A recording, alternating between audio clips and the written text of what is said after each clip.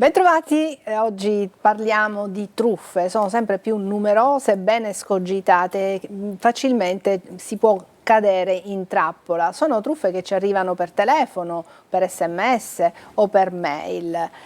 Oggi ne parliamo con la Confconsumatori, con il presidente nazionale della Confconsumatori, avvocato Carmelo Calì, e in studio con me il responsabile legale della Confconsumatori di Catania, l'avvocato Maurizio Mariani, che recentemente ha ottenuto una bella sentenza, ha fatto ottenere, come dire, ha fatto condannare perfino una banca perché non aveva messo in atto gli strumenti necessari per tutelare una sua cliente, ma ce lo racconterà lo stesso avvocato. Sì, grazie. Intanto saluto anch'io i telespettatori e le telespettatrici.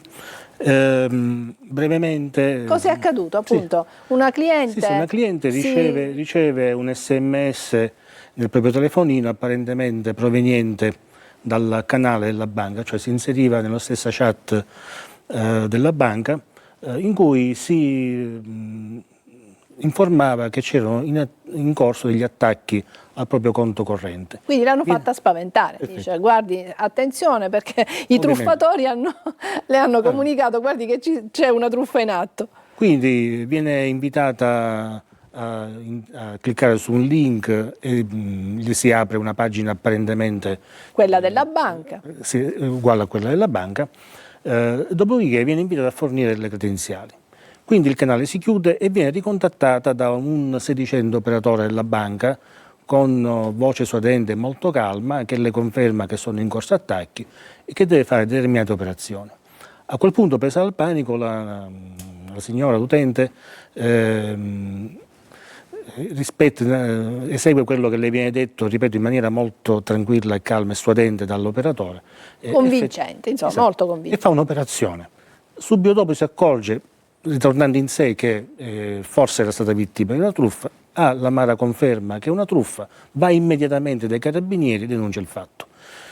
Dopodiché c'è una vicenda con la banca, un tiro a molla, viene fatto un reclamo. Perché la banca, quella vera, diciamo, ha detto guardi signora, lei è caduta in una truffa, noi non possiamo farci niente, noi i soldi che lei ha perso li ha persi, punto e basta. Invece la signora si è rivolta a voi consumatori e siete riusciti invece a dimostrare che la banca non aveva messo in atto... La responsabilità era in quel caso della banca. Non sempre è così ovviamente, però in questo caso... Sì, in questo caso avete dimostrato che la banca non aveva messo in atto tutti gli strumenti necessari affinché la signora non cadesse in questa truffa. Esattamente, sì, soprattutto per quanto riguarda il trattamento di alcuni codici di sicurezza, era onere della banca evitare che questi codici finissero in pasto ai truffatori. Avvocato, sono tantissime le truffe, vogliamo elencarne alcune perché sono sempre, non sono numerose, ma cambiano di volta in volta. Recentemente adesso sta girando un messaggio come se fosse l'ASL a mandare questo messaggio perché è il CUP che ci contatta, ma in realtà non è vero. Ma a parte questo, che sto facendo questo esempio, appunto, quali sono le tipologie delle truffe? Intanto vi ricordo anche il nostro numero di telefono che è il 342 74 55 005. Se volete rivolgere una domanda, avete una curiosità, fatelo con un messaggio ed io girerò sicuramente il vostro quesito all'avvocato Mariani. Prego. Sì, la tecnica si è evoluta in questi anni perché si parte dal vecchio phishing che ormai non spaventa più nessuno e nessuno più ci cade, tanto che in caso di phishing, cioè l'email con il link da cliccare, non viene neanche risarcito dove uno ci caschi, a tecniche sofisticate, quelle di far apparire, si chiama spoofing, il numero del chiamante nella stessa chat della banca. E quindi poi con collegamenti con un operatore, si chiama phishing, e combinando tutte queste diavolerie si riesce... diciamo in cui la persona che ha il telefono si spaccia per una persona, per un bancario per esempio, un ufficio della banca. Sono questi qua i presupposti. Oppure per un poliziotto, per un carabiniere certe volte, no? È la famosa truffa dell'incidente stradale avvenuto a qualcuno, dei familiari per cui bisogna subito pagare, ma queste ormai diciamo che sono più conosciute, quindi anche gli anziani ora incominciano a capire che non devono subito abboccare quando ci sono questo tipo di telefonate. E poi quelle altre possono esserci come truffe? Beh, intanto diciamo che la tattica è sempre quella di creare uno stato di panico all'utente, Ecco. e di rassicurarlo, così a convincerlo a fare determinate operazioni. Quindi quello che si sfrutta è un momento di ansia, perché nel momento in cui noi riceviamo un SMS in cui vediamo che c'è scritto che c'è il nostro conto sotto attacco, ovviamente entriamo nel panico. E vanno nel panico non solo le persone che noi possiamo pensare così semplicemente, Un po' ma sprovvedute. anche persone avvedute, anche impiegati di banca, anche soggetti che in genere non cadrebbero. Perché sono veramente ben Colti. congegnate, quindi adesso magari le chiederò quali sono le accortezze e soprattutto come fare se si ha dei dubbi a evitare, insomma quantomeno ad essere sicuri che quella se è una truffa o meno. Ma girerei la parola all'avvocato Carmelo Calì, che è il presidente della Confconsumatori, perché so che ci sono in atto una serie di provvedimenti che la Confconsumatori nazionale sta mettendo a disposizione degli utenti in maniera tale che veramente degli sportelli a cui ci si può rivolgere, come è avvenuto con l'avvocato Mariani, che questa cliente si è rivolta alla Confconsumatori, e la Confconsumatori attraverso i propri legali può seguire queste pratiche. Ecco, se avete dei dubbi magari questo è il momento adatto per mandare dei messaggi in maniera tale che io possa girarli. Avvocato Calì, allora cosa sta facendo la Confconsumatori per venire incontro alle persone che sono state vittime di truffe, o comunque per aiutare ed evitare queste truffe? Ma noi abbiamo in corso in questo momento un progetto nazionale che si chiama Smacco alla truffa, con il quale stiamo cercando di avviare un'attività nei confronti di tutte le truffe online che si verificano ogni giorno in danno dei consumatori. Oggi noi valutiamo che dei nostri 120 sportelli, diciamo, tutto il territorio nazionale, tutti gli sportelli stanno seguendo delle pratiche. Questo significa che c'è un problema chiaro che investe tutte le persone che con le varie modalità sono ogni giorno vittime di queste truffe. Bisogna capire una cosa, che le truffe non sono standardizzate. Il primo errore che si potrebbe commettere è quello di pensare che sono quelle tradizionali, ormai le conosco, non ci casco. Invece ogni giorno c'è una truffa nuova, quindi ogni giorno il consumatore deve capire che può cadere in un tranello che non conosce, e quindi bisogna prestare la massima attenzione. Questo progetto che noi stiamo portando avanti infatti si basa innanzitutto su un'attività di informazione ai consumatori, perché la prima questione è quella di spiegare quali sono le tecniche, quali sono le modalità attraverso le quali i truffatori mettono in atto questi meccanismi, e quindi fare in modo che si possa in qualche modo essere in grado di prevenire queste trappole. Poi naturalmente negli sportelli presteremo la dovuta assistenza e faremo anche delle attività tramite lo sportello online, ma soprattutto c'è anche un'altra attività che faremo attraverso anche degli incontri, dei webinar. Ecco, questa attività di informazione sarà fatta ai vari livelli perché riteniamo che sia fondamentale perché i consumatori possano prestare la massima attenzione. Grazie. Avvocato, lo dico ad entrambi, stanno arrivando appunto i primi messaggi da parte dei nostri telespettatori. Una signora ci dice, glielo mostro: Poste Info, è stata richiesta un'autorizzazione di pagamento di 1.249 euro. Se non ha effettuato lei l'operazione, contatti il servizio clienti, e immagino che ci sia un numero. Ecco, possiamo pensare che anche questa è una truffa? Potrebbe esserlo. In questo caso contattare non il numero che viene indicato nel messaggio, ma chiamare direttamente, in questo caso Poste Italiane, e quindi il servizio clienti di Poste Italiane, cioè quello che risulta ufficialmente sul sito, da cercare altrove rispetto al canale. Ecco, mai fidarsi, dunque questo è il primo consiglio che possiamo dare, mai fidarsi del numero che ci invitano a formulare. perché potrebbe essere perfettamente quello di un truffatore.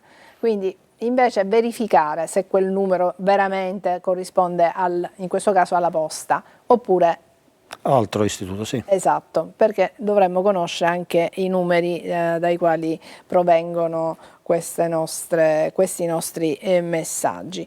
Ma qualcuno ci sta telefonando, non posso mandare in onda le telefonate, potete contattarci con un messaggio. Scrivete un messaggio come ha fatto la nostra telespettatrice e io sicuramente rivolgo la vostra domanda all'avvocato Mariani. Prego, avvocato. Sì, volevo aggiungere un consiglio da spunto questa chiamata. Molto spesso questi messaggi truffa provengono da dei numeri cosiddetti virtuali, in genere il 351 iniziale. Capisco che molto spesso è difficile andarlo a scovare nell'ansia della paura del messaggio che si è ricevuto, ma compare in alto nel display del telefonino. Se voi vedete un 351 iniziale o un 350, diffidate, perché sicuramente al 101% è una truffa online. Considerate poi anche il momento in cui si ricevono queste chiamate, perché questi truffatori è come se ci conoscessero prima, perché conoscono esattamente i nostri punti deboli e conoscono anche i bug degli istituti di credito che dovrebbero tutelarci. Ad esempio, è frequente che delle truffe vengano tentate nel pomeriggio del venerdì. Questo perché? Perché una volta effettuato un bonifico, e molto spesso si tratta di un bonifico all'estero, passato all'orario previsto dal servizio clienti, questo bonifico non è più recuperabile, proprio per un sistema delle banche di chiudere anche il servizio di revoca dei bonifici online già nelle ore pomeridiane del venerdì. Quindi attenzione che quando arrivano questi messaggi, è facile dire non dare credenziali, non fornire elementi che sia a propria conoscenza, però in effetti queste persone sono molto abili e ci prendono nel momento di debolezza. Sì, soprattutto fanno leva sul sentimento di paura. Che come se è successo qualcosa, tipo al nostro conto corrente, a un familiare, oppure ci inducono appunto a dare i nostri contatti o a effettuare bonifici, eccetera. Avvocato Calì, cosa si può ottenere attraverso i vostri sportelli? Solo consigli, assistenza legale? Quando contattarvi, come fare a sapere dove sono i vostri sportelli, perché stiamo parlando di sportelli che sono attivi in tutta Italia, quindi in Sicilia, in varie città. Ma sì, allora un'altra cosa importante, un altro avvertimento che è opportuno dare è che spesso il truffatore non è un cafone. Si presenta come una persona appunto che è molto gentile, cercando di catturare la nostra fiducia e con metodi quasi diciamo amichevoli appunto. Quindi bisogna anche da questo punto di vista di diffidare, perché è come se fosse l'amico o il funzionario, il dirigente che si sta prodigando per salvare i nostri soldi, mentre invece si sta organizzando per fregarli. Quindi la prima cosa è diffidare di questa gentilezza che poi il truffatore nella storia ha sempre avuto. Poi altra questione è quella appunto, di cosa fare dopo, perché purtroppo poi quando le persone vengono ai nostri sportelli purtroppo già hanno subito la truffa e le somme che avevano sul conto corrente si sono volatilizzate. Noi diamo innanzitutto un'assistenza nella gestione dei reclami. È chiaro che il consumatore in prima battuta deve presentare una denuncia presso le autorità e fare disconoscimento presso la banca chiedendo lo storno. Poi la fase successiva è quella del reclamo. Molte volte banche finanziarie negano il rimborso perché ritengono, come abbiamo visto nel caso della sentenza, ritengono che la colpa sia del consumatore e non della banca che ha avuto violati i propri sistemi di sicurezza. Allora, se anche la fase di reclamo non va a buon fine, a questo punto vi sono due strade, quella di rivolgersi all'arbitro bancario che con diverse pronunce ha riconosciuto questa responsabilità della banca, oppure rivolgersi al giudice. Naturalmente è una valutazione che facciamo caso per caso sulla base di quelle che sono le circostanze con cui si è perpetrata la truffa. Grazie. Noi questa attività, sì. Sì, sì, no, è perché è arrivato un caso veramente emblematico. Stiamo parlando di truffe bancarie. Un nostro telespettatore ci sta sottoponendo un caso veramente particolare e qua ci sono in ballo 11.000 euro. Io direi andiamo in pubblicità, assolviamo questo nostro dovere e poi vi sottopongo questo caso, vediamo se riusciamo ad aiutare questo nostro telespettatore, quantomeno a dare un consiglio, e vediamo se è passato anche molto tempo, perché immagino che anche il tempo, la tempistica sia importante. Questo non lo so, ora gli avvocati che abbiamo coinvolto per questa trasmissione ci risponderanno. A una brevissima pausa, torniamo fra poco.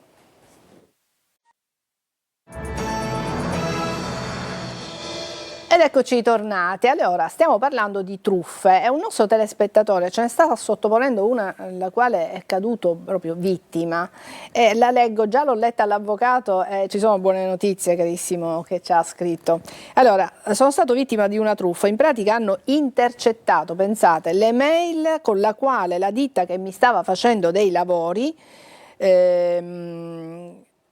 mi inviava la fattura per il relativo pagamento. Hanno sostituito l'IBAN e mi hanno recapitato le mail con la fattura con l'IBAN errato. Io ho eseguito il pagamento di 11.000 euro e ho scoperto essere invece un conto corrente radicato in una banca di Bari. Come posso recuperare i soldi? La banca in questo caso ha responsabilità ad aver accreditato le somme su un conto che non è corrispondente all'intestatario della fattura.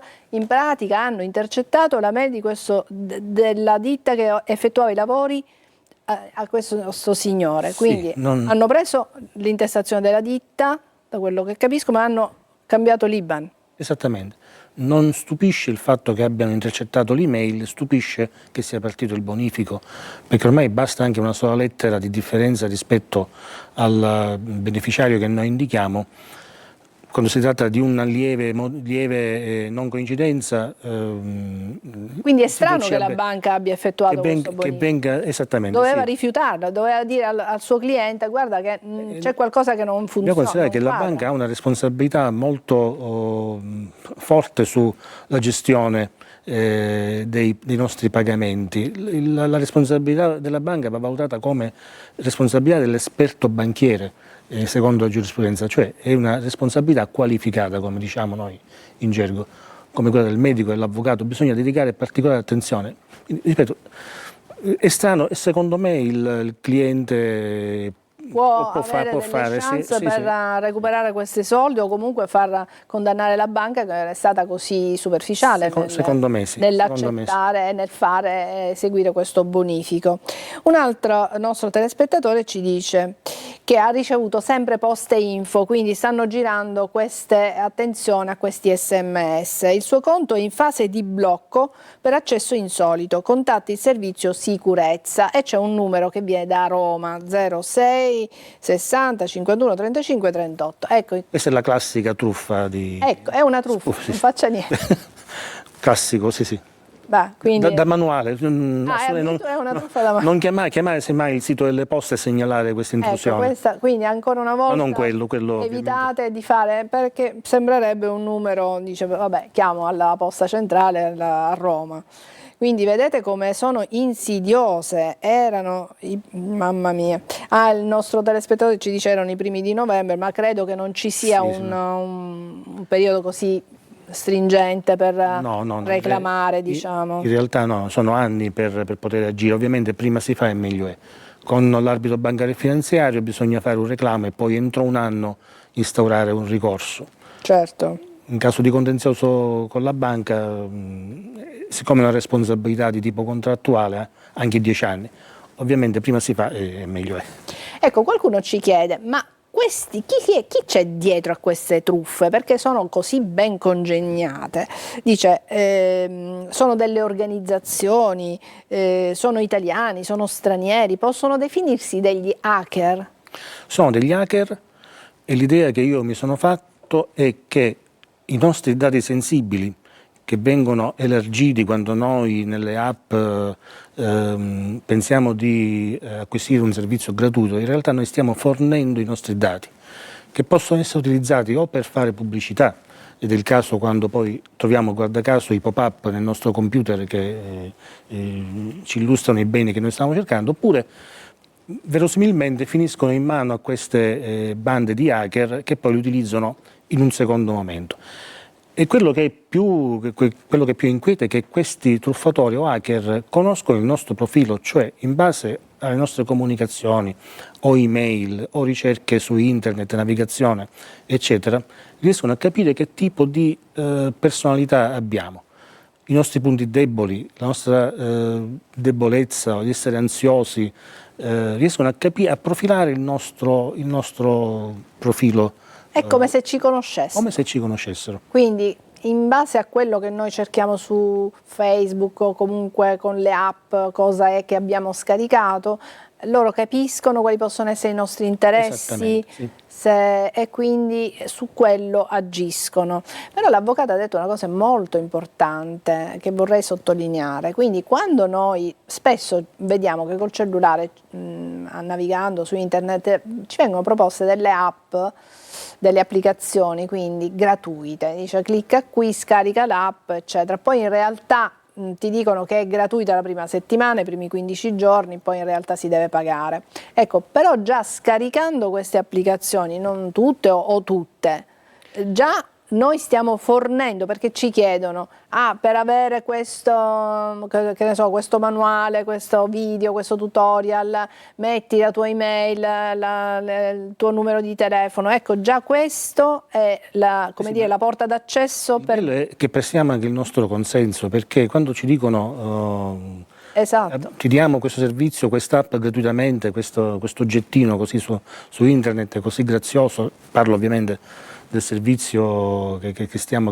vedendo, ci chiedono anche di sottoscrivere ai fini della privacy in quel momento che noi ovviamente non leggiamo poi le decine di pagine sul trattamento dei dati, stiamo fornendo i nostri dati sensibili gratis anche certo. Ci sono altre persone che ci sono... sì, è un settore nevralgico. Ecco. Allora, un altro telespettatore dice: ho appena aperto una nuova ditta e tramite dei bollettini intestati alla Camera di Commercio mi hanno inviato dei bollettini da pagare, e ha scoperto in questo caso il nostro telespettatore che era una truffa.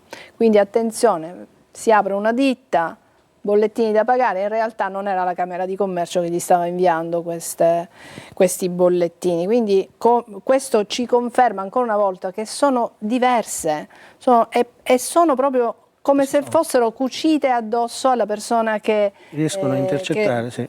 La vittima, diciamo, designata, ecco. Bene, Avvocato Calì, come possiamo, siamo più o meno in chiusura, come possiamo, come dire, tranquillizzare i nostri telespettatori? Più che tranquillizzarli, i consigli che possiamo dare, perché alcuni ci stanno chiedendo come possiamo contattare la Consumatori, dove sono questi sportelli, come facciamo insomma a contattarvi? Ma andando sul nostro sito www.confuconsumatori.it oppure quello siciliano www.confuconsumatorisicilia.it, vi sono tutti i riferimenti delle nostre sedi e quindi ciascuno in base alla propria residenza può contattarci. In ogni caso su Catania abbiamo la sede regionale e quindi abbiamo l'indirizzo, c'è l'indirizzo email, c'è il numero di telefono, ci sono tutti i riferimenti. La questione che mi sento di dire è che generalmente banche finanziarie non usano questo tipo di comunicazione rispetto a questi fatti. Quindi quando ricevete qualsiasi tipo di comunicazione, sia un SMS, sia un messaggio nella chat della banca dove arrivano normalmente i messaggi, sia una mail, una telefonata, qualsiasi sia la forma, sappiate che non è quella che usano le banche. Quindi questo deve essere l'indicatore. Se ricevete questo tipo di comunicazione significa che dietro non c'è la banca ma c'è il truffatore che sta tentando di adescare. Quindi questa è la regola generale. Poi naturalmente ci sono i messaggi successivi e quindi molte volte poi si portano a tutta una serie di valutazioni che per esempio possono avere anche una certa ingannevolezza dal punto di vista non solo della comunicazione, ma dei tempi, perché molte volte il truffatore tiene il consumatore al telefono per tanto tempo per fargli fare, ad esempio, eseguire dei bonifici, eccetera. Quindi il fatto che il truffatore tenga al telefono tanto tempo il consumatore è anche un elemento che deve farci capire che c'è qualcosa sotto di veramente marcio. Esatto, qualcuno ci chiede il vostro numero di telefono, io l'ho cercato adesso. Sì, 095 allora, prego. 704 9 705 Esatto. 095 700 oppure confuconsumatori Sicilia @gmail.com. Però come ho fatto io, che l'ho appena cercato, potete farlo anche voi. Quindi è lo 095 704 9705. L'abbiamo confrontato adesso con l'avvocato Calì, quindi questo è il numero. Però andate su internet perché sicuramente magari non avete c'è anche un telefonino mobile che si trova sul sito, qua si risponde anche negli orari in cui non siamo Sì, aperti. credo che sia il 340 728 9212, ma comunque io li sto leggendo proprio su internet, quindi Perfetto. come ho fatto io adesso Confermo. possono fare anche i nostri telespettatori. Avvocato Mariani vuole dire qualcosa in chiusura? Grazie Avvocato Calì, io la saluto. Grazie a voi, scusatemi per il collegamento, ma lo so, lei è a sono fuori dalla Roma Sicilia. proprio per Confuconsumatori. Sì, solo di stare molto attenti, che noi magari alcuni acquisti li facciamo guardando tutti i particolari e spulciando quella. Quando ci capitano queste cose siamo molto rapidi e superficiali. Sì, si gioca molto sulla velocità e anche sui nostri sentimenti di ansia, di paura, eccetera. Grazie Avvocato. Grazie a voi. Grazie anche a voi, grazie alla regia e grazie anche a voi che ci avete seguito fin qui. Buon pomeriggio.